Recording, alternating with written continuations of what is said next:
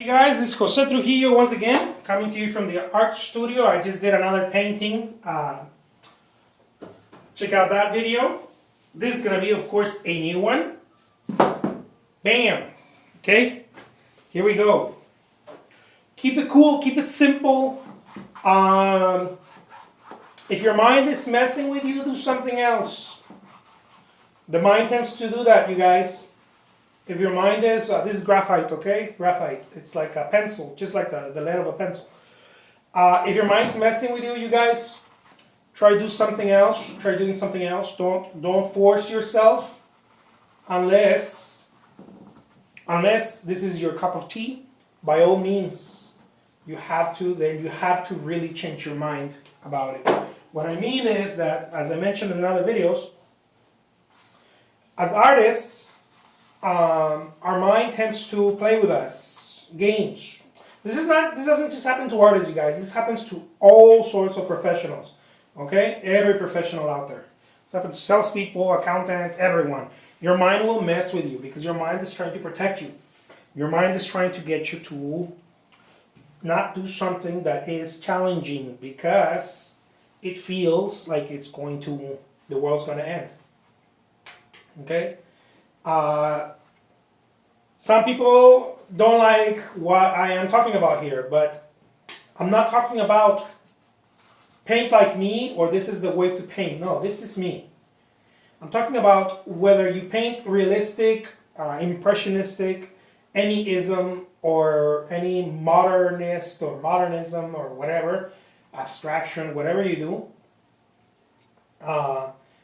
It doesn't matter. You are trying to reach something. You're trying to reach something. You're trying to create a color. You're trying to create a type of brushwork, something. And your mind, being the awesome tool that it is, everyone's mind, wants to fight the challenge. Because in the challenge you grow. And anyways, so all sorts of awesome things happen in the challenge. That's why we love movies with challenge, you know. Everybody loves a movie with a challenge. No movie. I remember hearing this. One of my favorite authors is Edgar Tolle. He talks about how no movie. You watch a movie and the very first thing that happens is a bad thing. Because otherwise there wouldn't be no drama. You know? You can't have drama unless something wrong happens. You know, something went wrong. And in our artwork, it's the same way. Something goes wrong. Some people even call it, what do they call it? I know some artists like to call it, what do they call it? They have names for it. They call it problems. Problems, yes. They're like, how did you fix that? How did you tackle that problem, you know, with values and color and whatnot and all sorts of things. Because if we didn't have problems, then, you know, what's the point, right? But I invite you guys to paint without problems. Now, maybe you want to paint with problems, right? But practice without problems. Maybe. I don't know. If you find it in yourself. Whatever you do, whatever type of painting you do. See, the problems are always it's a mind trick. That's why Dali used to say don't focus on perfectionism because you're not gonna get it. You know? You're not gonna get it. Coming from one of the most hyper realistic painters of his time, right? If not the most. I think he's the one who defined hyperrealism, or something. I don't know. But not him personally, but his artwork. That's what I'm talking about. I think he said my artwork is the most hyperrealistic now. But anyways, don't get stuck on that because someone's like, man, you think you're like an art major, blah blah. Because I talk about art. No, dude, I'm not an art major. But I've been doing this enough. Where I've been reading about it enough for years, and I've been, talking to other people and artists. And anyways, it's my cup of tea, man. I get to talk about this. I understand this. It's like someone who rides horses their whole life knows about horses. They don't need to read a book about horses. They know horses. I've been painting pretty much my whole life, man. Whoever you are, dude. Check it out. That is exactly what you want to do when you're tackling. I guess that's a word. Your mind's messing with you, right? When your mind's messing with you, what you want to do is just doodle. The mind can't stand doodle, and the mind wants to control. That's why doodling is so vital. I heard another brilliant. Another artist, not brilliant. I'm not a brilliant artist, but I heard another artist talk about this. And he's one of the top realist painters today. Okay, and this guy talks about how he doodles. He doesn't talk about how he just paints or draws very realistic.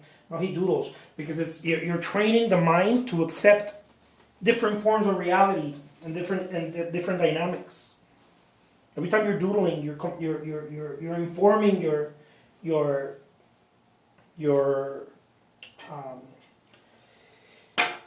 you're informing yourself, your higher self, your what is considered the what do you call it? The intuitive aspect of you. I call it the higher self. Higher because it's much more intelligent than what we give it. And you're informing it of different dynamics, and it's recording it all. Every time you doodle, you're recording different awesome stuff. Good stuff is happening. But you have to allow it, because many of us don't allow it. Many of us, when we paint, we want to control, and that is when shit goes wrong. And when I mean shit goes wrong, doesn't mean that you're not painting right. It's when you start getting out of focus and upset, and you start asking yourself, "My God, but I know how to paint. What's going on? I'm such a good painter. I mean, I remember last painting I did. Blah blah." When you start asking yourself things like that, it's because you're not creating artwork with your intuitive self. You're creating artwork with your mind, and mind, as I said before, has no place in work. Now, the only way to get out of it is to suspend the mind. And I know some people are like, "Man, what are you talking about? All this mumbo jumbo." I'm not talking about, you don't suspend them. Like someone told me like it's like breathing. You don't stop it. No, but you don't rely on it. See, you don't need yourself.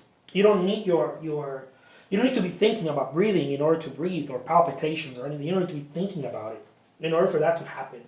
A higher self is doing that, right? Your higher self. Not a higher, but your higher self, your however you want to call it. I don't know we all call it differently. Some people say it's your soul. Some people say it's your this. Some people say it's just your intuitive mind. Some people call it the reptilian brain. The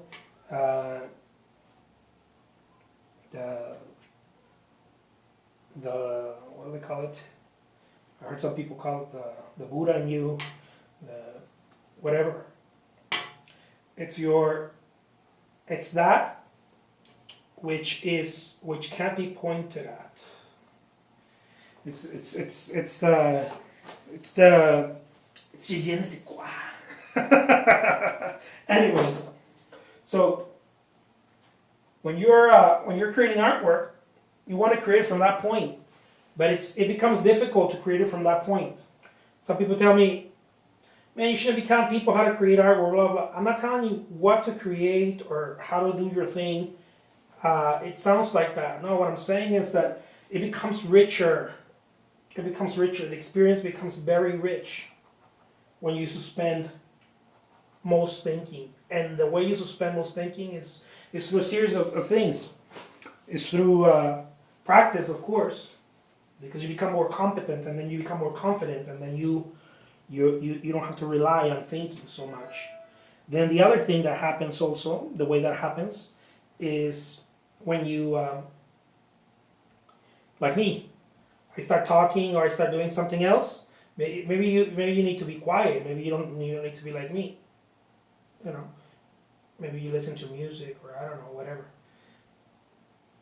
But I cease most thinking.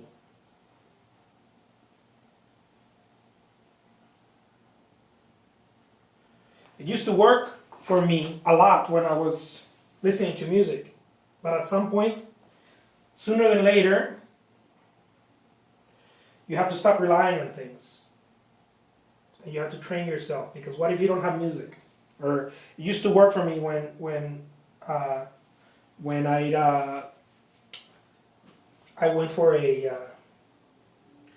for a walk first. You know, just a contemplation, a little walk. I came back and worked. But then it stopped working because the mind's always trying to creep in.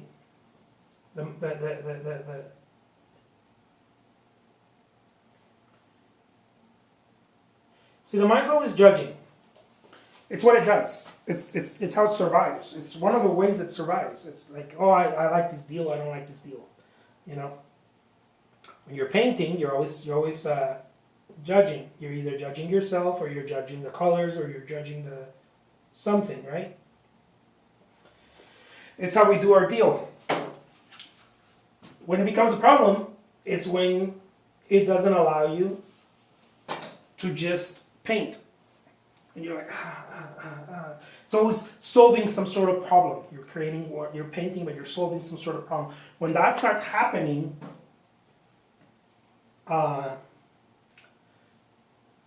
you slow down. And I don't mean slowing down as in you don't paint fast or whatever. No. I mean that you won't visit the damn studio for 2 or 3 or 5 weeks, or maybe for years. I know many people that they painted and then we say, oh, it's because I lost my muse or this or that. No, it's because you start thinking about it, and then fear comes in and bam, you're out of it. You're out of the zone completely. Fear is always what gets you out of the zone. And fear can only go in through emotion. And emotion is triggered by thinking. So it's thinking, emotion, fear. And then you're out of the game. The way to get back into the game is to stop thinking. So how do you do that? There's different little tricks that you can do. I don't mean stop thinking as in completely stop thinking. No one can do that. Come on, guys. I know some people wrote me like, you can't stop. Like, no one can do that, of course. Thinking it's a process, it's a natural process. It's mechanical. But I'm talking about focusing only on thinking. That's what I'm talking about. When you go to sleep or whatever, there's a level of thinking, but it's slow.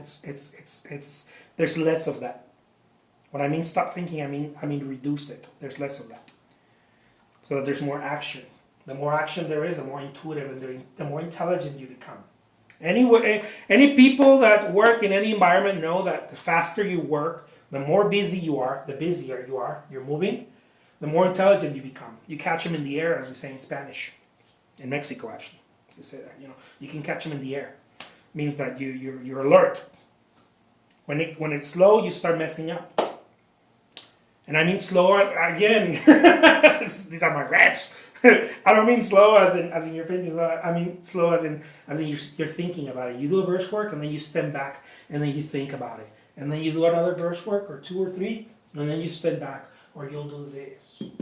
This is all stuff that feeds the mind. And if it's feeding your mind, be careful, guys. I'm not talking to everyone here. I'm talking to the ones that want to play the real game. Some people don't want to play the real game. The more advanced game, the game where you work. Just think about stuff. I'll leave you with that. My name is Jose Trujillo. Guys, check that out. Bam! That's how I do it. All right. Talk to you soon. If you like it, please give it a thumbs up. If you don't, well, comment either way. Comment if you don't like it. If you don't like it, let me know. The best thing you can do for me is comment either way. So I don't care whether you like it or not. This is my deal. This is how I do things. And I hope from the stuff that I share, maybe you learn something. Maybe you don't. Maybe. Take care, guys. Bye-bye.